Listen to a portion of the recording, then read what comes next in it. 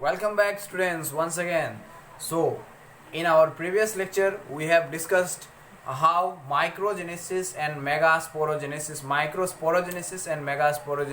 occur, and the gametes are produced by the process called gametogenesis. So in this lecture we are going to discuss again how these microspores yani ki pollen grains are transferred from the anther to the stigma of the flower, and this process will be called as pollination. So keep watching on this video and hit a like if you enjoy this video. Now about the process of gametogenesis, the microspore, that is the pollen grain, and the megaspore, that is the egg cell, egg apparatus, are matured, they have been developed, they have been manufactured हो चुका है. Now what will happen? This pollen grain needs to be transferred from the anther to the stigma so that it can reach the egg cell for the fusion, that is for the fertilization process. तो यो पहुंचाना है, ये पहुंचाने का, that means from the anther to the stigma. So let me draw this one like this. Here this is the ovary and this one is the anther. So from the anther, from here pollen grains manufacture होगा.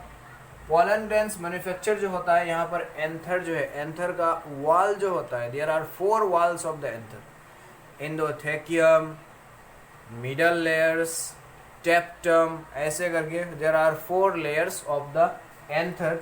So ये चारों के चारों layers जो है ये rupture हो जाएगा and the pollen grains will be released. This is known as dehiscence of anther. The rupturing of the walls or layer of the pollen of the anther to release the pollen grain is known as dehiscence of anther. तो यहाँ पर ये dehiscence of anther से यहाँ पर pollen grains जो है ये release हो जाएगा. Now this pollen grains needs to be transferred to the stigma. This process of transfer of pollen grains from the anther to the stigma is referred to as pollination. इसको कहते हैं. This is referred to as pollination. So here pollination जो है, pollination can be of 2 types again. That is, one is the self pollination, another one is the cross pollination. So here self pollination and here is cross pollination. So self pollination में क्या होता है? Transfer of pollen grains from the anther to the stigma of the same flower में होता है, और same और different flowers of the same plant के अंदर में होता है. Okay, are you getting it clearly? Transfer of pollen grains from the anther to the stigma of the same flowers or different flowers of the same plant. Okay, between the anther to the stigma of the same flowers और different flowers हो सकता है, एक flower से दूसरा flower तक हो सकता है, but of the same plant में होना चाहिए. सेम प्लांट के अंदर में एक फ्लावर है, दूसरा फ्लावर यहाँ पर है तो चले. Suppose here is one plant, this is plant, and here is one flower, this is one flower, and here is also one flower. So यहाँ पर अगर ये यहाँ पर इसके अंदर में एंथर होगा, इसके अंदर में स्टिग्मा होगा, तो ये एंथर से स्टिग्मा एक फ्लावर, सेम फ्लावर के अंदर में ये ट्रांसफर हो सकता है. That will also be known as self pollination. And यहाँ से ये सेम प्लांट का अंदर में ही एक फ्लावर से दूसरा फ्लावर तक एंथर जो है, पोलन ग्रेन जो है वो ट्रांसफर हो सकता है. तो ये भी क्या होगा? This will also be known as self pollination. Self pollination is also called as autogamy, इसको कहते हैं autogamy. And cross pollination, if transfer of pollen grains is taking place from the anther to the stigma of different flowers of different plants, okay, between the anther, or say from the anther to the stigma of different flowers. एक flower से दूसरा, of different plants, of different plants. यहाँ पर plants जो है अलग अलग plants होना चाहिए. Suppose this is one plant, here should also have to be one plant. Okay, and यहाँ पर ये एक प्लांट से पोलन ग्रेन आकर के दूसरा प्लांट पर अगर ट्रांसफर हो रहा है, then it is said to be cross pollination. This cross pollination is also called as allogamy. इसको कहते हैं in the biological term. Okay, and these are of two types cross pollination. One is, that is allogamy, is of two types. One is geitonogamy, another one is genogamy. Geitonogamy and genogamy. So geitonogamy जो होता है वो, this geitonogamy and genogamy, these are the two types of allogamy, that is cross pollination. Now ये pollination करने के लिए बहुत सारे पोलिनेटिंग एजेंट्स का जरूरत पड़ता है. That is the pollen grain has to be transfer from the anther to the stigma में ट्रांसफ़र करना है, और ये ट्रांसफ़र करने के लिए पोलन ग्रेन्स का जरूरत, पोलिनेटिंग एजेंट्स का जरूरत पड़ता है. Pollinating agents are those may be wind, may be water, और may be by some organisms, animals, birds, कुछ भी हो सकता है जिसके थ्रू पोलन ग्रेन जो है वो एक एंथर से दूसरा स्टिग्मा पर जाकर के ट्रांसफर हो सके.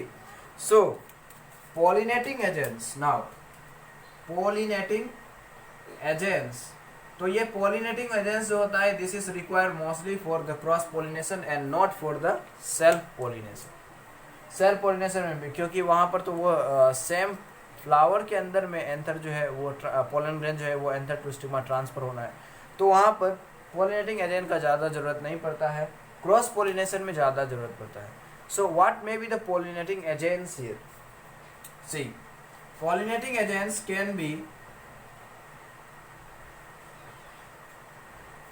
according to the pollinating agent. This pollination is also classified into several types. If the pollinating agent is air, then it is known as anemophily.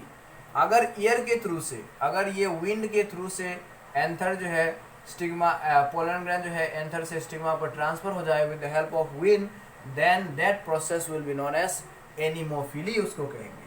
Second one, अगर वाटर के through से, for example many plants जैसे कि वेलिसनरिया होता है, water plants, water lily होता है, वेलिसनरिया होता है, ये सब प्लांट में फ्लावर्स होता है, और ये सब फ्लावर्स जो है इसका pollen grain anther to stigma water current के थ्रू से ट्रांसफर होता है, and that type of pollination is said to be hydrophily if the pollinating agent is water.